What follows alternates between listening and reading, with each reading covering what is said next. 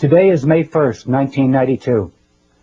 The subject of this video message is the UNCED Earth Summit, the meeting which is to begin on June 1st, 1992 in Rio de Janeiro. The acronym UNCED stands for the United Nations Committee for Environment and Development. It is pronounced UNCED, and perhaps indicating the secret agenda of this meeting. This is the logo of the Earth Summit. This is not a dove in their Earth Summit logo. It is a hand, and the hand is holding the world with the slogan, "In our hands," alongside of it. In whose hands? Who is the we in this motto?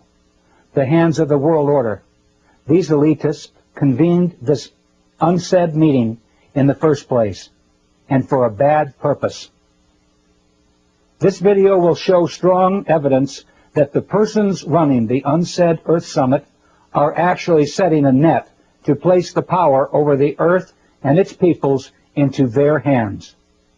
Brave, bold deeds by the citizenry are needed quickly. Once a government signs their treaties, their citizens are, de jure, in the hands of the world order. There's that motto again, in our hands. Whose hands? The same world order families that planned World War I and World War II, that tricked the third world countries to borrow funds and rack up enormous debts. The same world order that stole much of the money borrowed by Africans and other nations and hid it in Geneva banks. They are the persons who financed Hitler, manufactured the Holocaust, and managed to blame the terrible deeds on the German people. They can be credited with manipulating famines in Ethiopia and elsewhere, and purposely creating war and debt to bring societies into their control. The world order crowd are not a nice group of people. My name is George Hunt. I'm speaking to you from a video studio in Boulder, Colorado. I have attended some of the meetings and caucuses leading to the UNCED Earth Summit. I am a business consultant and a college teacher in small business management. I own an environment company too, and am very familiar with the environment hypocrisy that the world order crowd has taken over the environment movement. I am aware of their plans. Please pardon me as I read my script. I'm not a professional actor, and my memory will not serve me with the things that I want to say. The world environment movement will soon be in the hands of the world order if you and others do not respond with action after you view this videotape. Action may constitute showing this to 5 others. It may constitute showing it to a judge down the street or a city councilman who you know in your town. Pray for guidance, hoping that something good might come of your actions. Somebody is going to set the spark off. I really feel that it is not too late. When I served as an official host at a key environment meeting in Denver, Colorado in 1987, I was surprised to see David Rockefeller, Edmund de Rothschild, Secretary of State Baker, then Secretary of the Treasury, Maurice Strong, Waste Company Chairman and EPA Administrator William Ruckelshaus, UN Secretary General in Geneva McNeil, and various World Bank and IMF officials there. What were the rich elite and bankers doing at an environment congress? Listen carefully. I will now attempt to show you how their enactments will work against you. Trust and foundation income is the cornerstone of the world order. They command politicians to do their bidding, and presidents, judges, and legislators lick their boots. Their swollen egos and bellies are never satisfied, and their lust for more is insatiable. Now world power and authority is in their grasp. Are we going to give it to them without a confrontation? Or, like they did to the Germans, will they blame the environment holocaust on you and get away with it? What is the World Summit meeting, and who is behind it? The UNCED World Summit, that's UNCED World Summit, is a key event in a series of environment meetings which have occurred since 1972. Maurice Strong, a UN official and an employee of the Rockefeller and Rothschild Trusts and Projects, convened the first Congress in Stockholm, Sweden in 1972. 20 years later, Maurice Strong is the Secretary General and convener of UNCED. In the 1970s and 1980s, numerous conferences created political action decrees, eventually to lead to the UNCED Earth Summit. I attended 2 meetings in Colorado in 1987 and 1991. Friends attended others in Los Angeles, San Francisco, and Des Moines. Here's a paper from the Des Moines meeting where Maurice Strong was in charge. Representative Gephardt's telephone number appears on the meeting documents. Here are some phrases from the document of the Secretariat for World Order, which were distributed at the Des Moines UNCED meeting.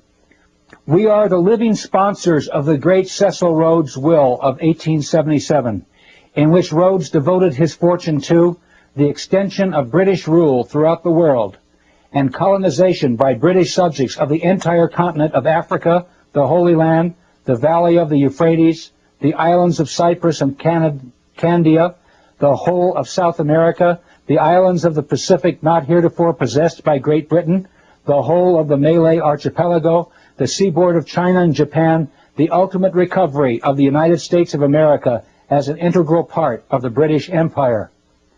We stand with Lord Milner's credo. We too are British race patriots, and our patriotism is the speech, the traditions, the principles, the aspirations of the British race.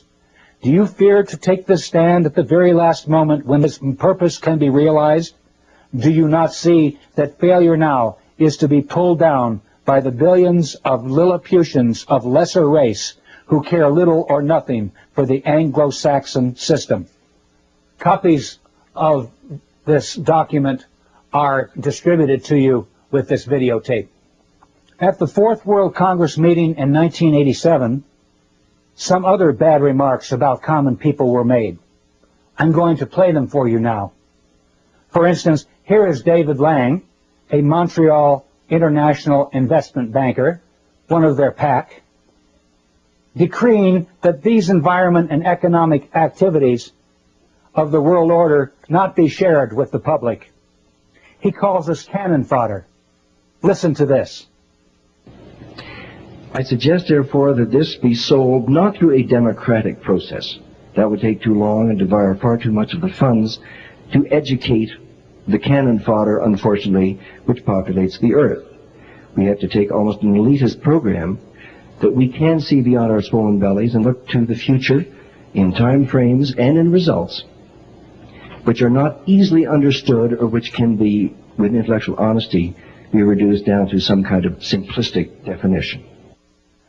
Does it make you feel uncomfortable that the arrogant rich are close to complete rule over the United States, Canada, and other countries? Here's more. The decrees leading to the Earth Summit were dictated without debate or opportunity for dissent. The treaties the world order once signed at UNCED will supersede national laws. Yet I saw the major decrees at the Fourth World Congress dictated into existence by Edmund de Rothschild. You can hear it too. Listen to him dictate. Rothschild got these major decrees into the United Nations resolutions without debate or challenge. But perhaps this conference might like to think more about the Marshall Plan, which had been mooted and put forward very tentatively at the Denver conference. And perhaps this might be the keynote of what you have heard today and what perhaps you might like in some perhaps amended form to have put forward. At this conference, recognizing the needs to protect our ecological and environmental heritage within the concept of the World Wilderness Congress, World Wildlife Fund, and all other bodies involved in the preservation of life on our planet, asked the Prime Minister of Norway, Right Honorable the Gro Harlem Brundtland, as one of the world's leaders of a greatly respected community, to be the promoter of this International Conservation Bank. By her Brundtland report, which has been widely circulated to world leaders, she could follow up this report with the recommendations to promote a second Marshall Plan, the third world debt relief, and finance for a stable development. Nobody at that caucus mentioned a second world Marshall Plan or a new currency system to finance a stable development. The World Conservation Bank had not been thoroughly discussed at all. I was denied the opportunity to openly challenge Rothschild's remarks at the caucus by the World Conservation Bank president and meeting chairman, I. Michael Sweetman. In world politics, the names of First World, Second World, Third World, and Fourth World are used to describe blocks of political entities. The First World is the capitalist countries of Europe and North America. They are industrial and are, therefore, the world's biggest polluters. The Second World is the Soviet Union and the Eastern Bloc countries. Do you remember Rothschild referring to a Second World Marshall Plan? He was speaking of the Soviet Bloc countries, not a second Marshall Plan. He was speaking of the Soviet Bloc countries and that they will be rescued by First World money. Europe was granted huge sums of money by the Marshall Plan in 1949, and the Second World will receive billions of North American money in this repeat performance. And guess what banking family will act as the main money changers for the Russian ruble, possibly absconding with billions? The Rothschild Group, of course. Rothschild made these remarks back in 1987, 2 years before the Berlin Wall was torn down. He was bragging to us that he knew the Soviet regime would collapse. Here are some April 1992 news articles about the progress of Rothschild's Second World Marshall Plan. They come from the New York Times, and the world order is right on time. Here is a April 15th, 1992 New York Times headline. $44 billion needed to aid ex-Soviets in 1992, IMF says. It's needed for a shift to the free market. Most of the help would finance imports of food and spare parts for 15 republics. My response to that is, sure. Another article in the international edition of the New York Times, Wednesday, April 29th, 1992, had this to say about Rothschild's Marshall Plan.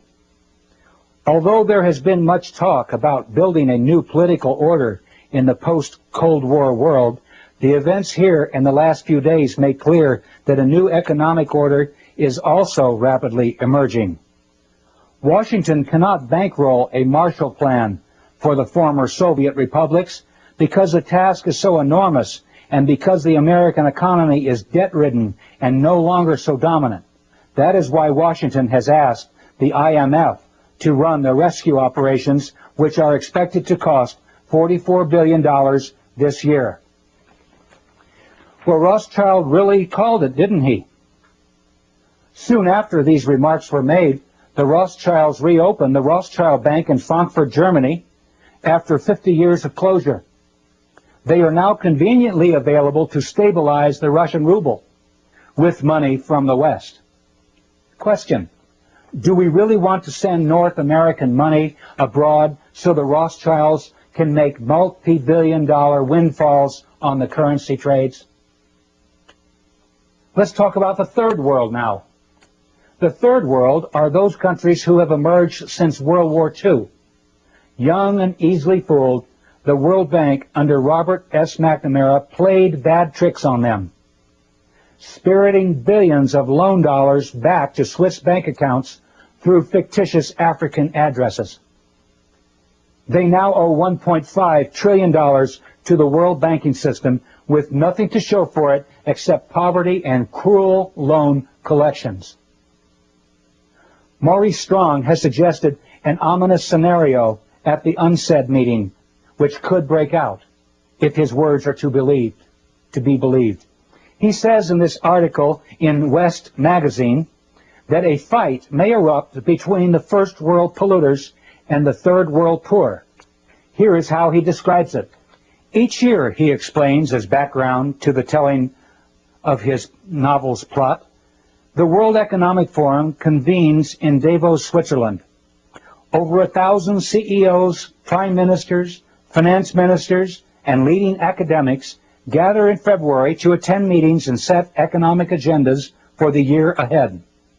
With this as a setting, Maurice Strong then says, what if a small group of these world leaders were to conclude that the principal risk to the earth comes from the actions of the rich countries? And if the world is to survive, those rich countries would have to sign an agreement reducing their impact on the environment. Will they do it?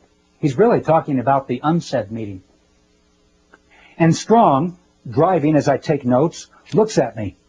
Then his eyes go back to Highway 17 on the way from Alamosa, Colorado to his New Age ranch in Crestone, Colorado. He says, the man who founded the United Nations Environment Program and who wrote parts of the Brundtland Report and who in 1992 will try to get the world's leaders meeting in Brazil to sign just such an agreement savors the questions hanging in the air. Will they do it? Will the rich countries agree to reduce their impact on the environment? Will they agree to save the earth? Strong resumes his story. The group's conclusion is no. The rich countries won't do it. They won't change. So, in order to save the planet, the group decides, isn't the only hope for the planet that the industrialized civilizations collapse? Isn't it our responsibility to bring this about? This group of world leaders, he continues, form a secret society to bring about an economic collapse. It's February. They're all at Davos.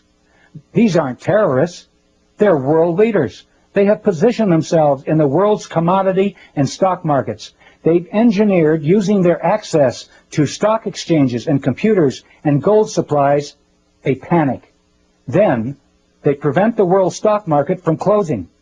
They jam the gears. They hire mercenaries who hold the rest of the world leaders at Davos as hostages. The markets can't close. The rich countries, and Strong makes a slight motion with his fingers as if he were flicking a cigarette butt out the window. I sit there spellbound.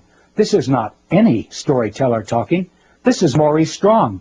He knows these world leaders. He is, in fact, co-chairman of the Council of the World Economic Forum. He sits at the fulcrum of power. He is in a position to do it. I probably shouldn't be saying things like this, he says. Highway 17 cuts straight across the desert, heading out of the land of dreams. When the truth is finally told, Maurice Strong fears the world will come to this. No secret societies, no hostage takings at Davos, but it will come to the same conclusion. The global economy, sapped by credit and debt loads and environmental disasters, will simply come unstuck. And nothing, not even the inspiration of the Baka, can save humankind from itself. They see the struggles and problems at the Baka as reflections of the problems assaulting the planet. They fear the Baka will be, at best, an oasis in the desert of the future, and at worst, a place where dreams die. Even if Strong is fictionalizing and imagining, why would he even suggest these things? The point remains, something important is going to happen at the UNCED Earth Summit. The fourth world. No one really talks about the fourth world, do they? That's because we haven't seen the fourth world come about. The fourth world came up in the title of the Congress I attended. It was called the Fourth World Wilderness Congress. Maurice Strong said it was called the Fourth World because it was the fourth one of these environment congresses that Edmund de Rothschild had created. I learned later that the world order refers to the coming one world government as the Fourth World. World control by the world order, where there is no more first, second, and third world. Just a boundaryless planet which is called the fourth world wilderness. Yogis and shamans refer to it as the fourth world wilderness, the lostness of the mind. The lostness of the mind refers to the collective consciousness. Persons will be coerced through lies, drugs, fear, and pain to surrender themselves, their egos, to the collective consciousness. The fourth world will be a return to a society much like the Caesars or Babylon or the Fourth Reich. Within the fictionalized societies described in Huxley's Brave New World and Brave New World Revisited and Orwell's classic 1984. We will flourish with only a whimper. The world order wants to create a new society out of the ashes of chaos. A collectivist fourth world complete with a collectivist religion, collectivist finance, and unchecked world national socialism. The world order will offer Gaia, Mother Earth, to the masses as the Big Brother image to worship in the fourth world. Maurice Strong has already set up a 140,000-acre project in Crestone, Colorado, to develop this Earth religion system. Projects are funded by the Rockefeller Fund, among other foundations. The Earth Summit will link environment with industry. The lords of the UNCED conference will be the masters of who gets what and when if we don't do something about it quickly. Who leads the environment movement? The convener of the summit, Maurice Strong, identifies Baron Edmund de Rothschild as the creator of the environment movement.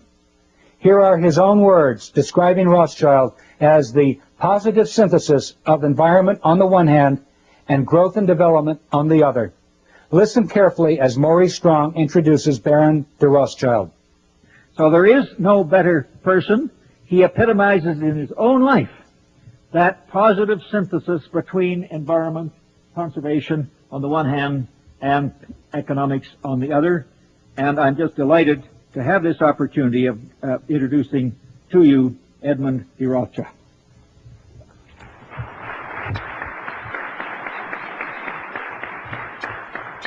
Maurice, thank you very much indeed for all that you've said, and I would ask the audience to take with a slight grain of salt all that he has said about me.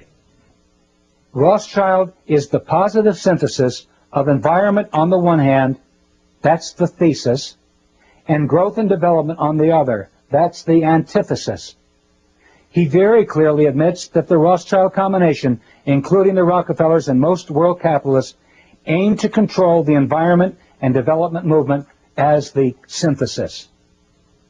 Power will converge into their hands through the Rio Conference. The synthesis, the head of the power, merges into the House of Rothschild. Another speaker at the Fourth World Conference was David Rockefeller, world energy capitalist and banker. He was named Mr. Growth and Development at the meeting. His counterpart, William Ruckelshaus, organizer of the EPA and creator of its laws under Presidents Ford and Reagan, was dubbed Mr. Environment. Here is a picture of the chuckling antagonists at the meeting. Mr. Environment Ruckelshaus is the CEO and chairman of the board for BFI, Browning Ferris Industries, one of the largest private environment companies in the world. The hypocrisy is that Ruckelshaus, as EPA chief, made the very laws by which his waste company, BFI, is becoming rich. Hypocrisy number two is that Ruckelshaus and Maurice Strong were key investors in American Water Development, a company which tried to circumvent Colorado water laws and gain control of one of the largest underground reservoirs of water in the world. Here's an excerpt from a video interview where I explain what they did. And I did a survey of the people down in the San Luis Valley, and I sent letters out to these farmers last December, and I said, what will happen if Maurice Strong and William Ruckelshaus and others pull water, 200,000 acre-feet of water out of the San Luis Valley? Without one hesitation, it was unanimous that their land will turn into a wasteland. It'll turn into a desert. So here we have people at an Environment Congress that are then waltzing 200 miles south of Estes Park down in the San Luis Valley of Colorado that want to suck the aquifers dry and turn it into a desert. The hypocrisy is so deep. They failed in their attempt because the people learned what they were doing and defeated them. Here is a newspaper article that shows their defeat. I hope we can do it again around the UNCED meeting. Let's hear a little more from Maurice Strong and Edmund de Rothschild and lock in on what kind of people are running the UNCED summit meeting. Here's the part where Rothschild says that projects launched to save the environment will be inoperative. He says it quickly, but he says inoperative. That is, they will not work. And listen to Rothschild snidely suggest that we build dry ice machines and ship up the dry ice to the North and South Poles to keep them from melting. Perhaps it could be possible to utilize CO2, carbon dioxide, one of its main causes, to manufacture dry ice, to maintain the polar caps and the actual temperature of the ice there, and maintain their present temperature. Innovative and modern technology, world waste material, collected and perhaps burnt in volcanic areas or buried so deep in the earth, in the wilderness desert areas of the mid-Sahara where nobody goes, or in the empty quarter in Arabia or the Gobi Desert. But all these ideas and visions, some far-fetched, and above all, the continuation of this Congress needs money. I will play the full speech after this video, and you will hear him say that the world order has these problems. It's indigenous people and it's wildlife. People and wild animals are problems? What kind of madness are these world order Caesars afflicted with?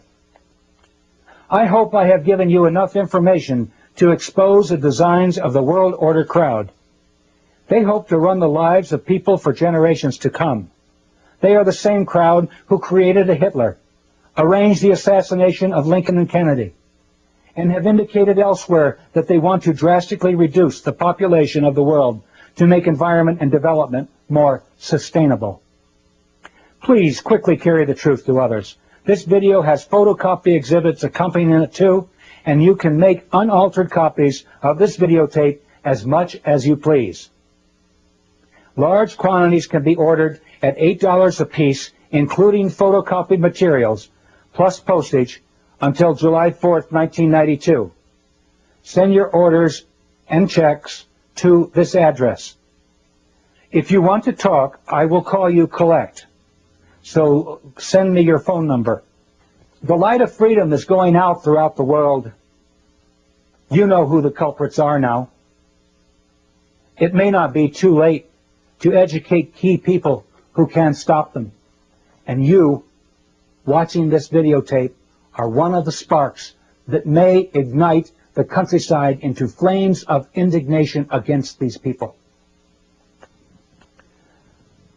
Perhaps society still has some leaders that won't let us down. Goodbye and God bless you. So let's get the proceedings running now, and we will see how we go. Thank you. Mr. Maurice Strong, whom most of you already know. Thank you very much, and you've already heard perhaps too much from me, so I think we're reaching the point at which we want to involve you, all of you, in the next step of this conference, which is really to come to grips with some of the principal action-oriented issues. And one of the most important initiatives that is open here for your consideration is that of the conservation banking program. As we mentioned this morning, we have as our chairman, fortunately, the person who really is the source of this very significant concept. He is one of the trustees of the International Wilderness Foundation, which sponsored this meeting. He was at the first of these congresses. So his conversion to the relationship between conservation and economic development has been a pioneering one. His work on mini dams. I used to be in the hydroelectric power part of the energy business myself. Many of the energy developments that we've seen have come from his early anticipation of our energy needs and his early work in supporting pioneering initiatives to deal with these needs. So there is no better person. He epitomizes in his own life that positive synthesis between environment, conservation on the one hand, and economics on the other. And I'm just delighted to have this opportunity of introducing to you Edmund de Rothschild.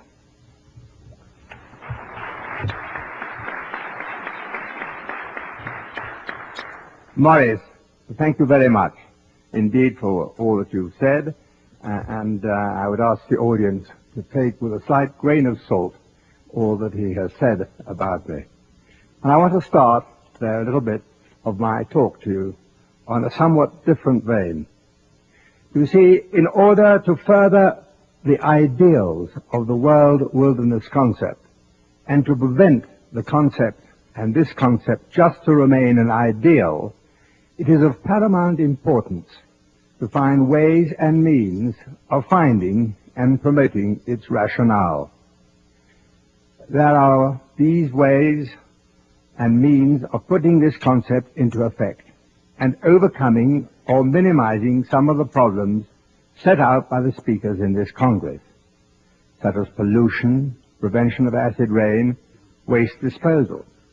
There are alternative methods and harmless alternative methods for energy, and they're available. Alternative uses of water resources not involving vast inundations of land or displacing humans and its indigent wildlife, harnessing wave energy, solar energy, wind power, just to mention a few. To overcome the chilling, doom-laden prognostications of Dr. Irving Mintzer's greenhouse effect.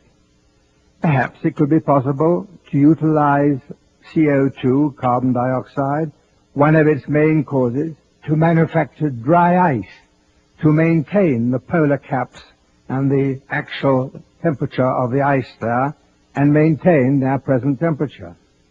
Innovative and modern technology, world waste material, collected and perhaps burnt in volcanic areas or buried so deep in the earth, in the wilderness desert areas of the mid-Sahara where nobody goes, or in the empty quarter in Arabia or the Gobi Desert. But all these ideas and visions, some far-fetched, and above all, the continuation of this Congress needs money. A start has been made by the thoughts and care of one man. Michael Sweetman. His ideas have had lip service paid to them by some of our speakers here during the Denver conference. The meetings now of the new concept of an international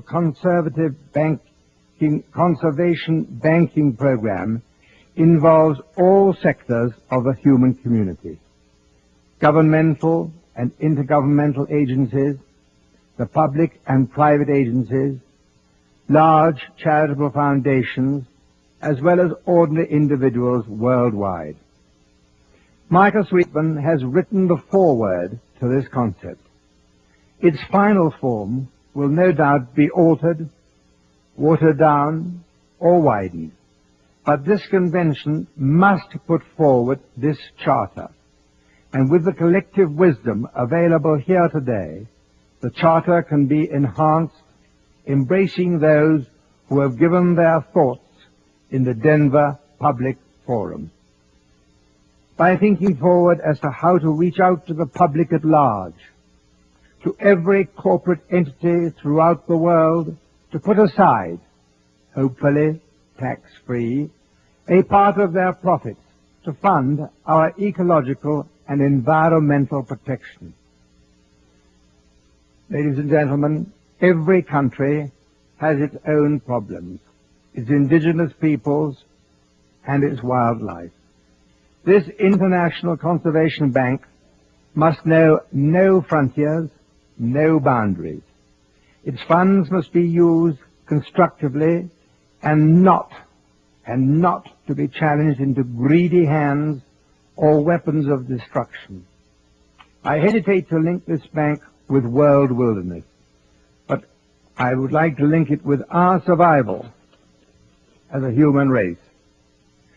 This, our generation, must not be cursed by our descendants, if we have any, as to the greatest destructors and squanderers of the world's resources. That great philosopher and cleric, Teilhard de Chardin, wrote, and I quote, "Man can harness the winds, the waves, and the tides. But when he can harness the energy of love, then for the second time in the history of the world, man will have discovered fire." Michael Sweetman. Michael Sweetman, your love for the world wilderness concept has given you the necessary fire in your belly to produce the germ of the future needs of this concept, and I have great pleasure in asking you to put it forward.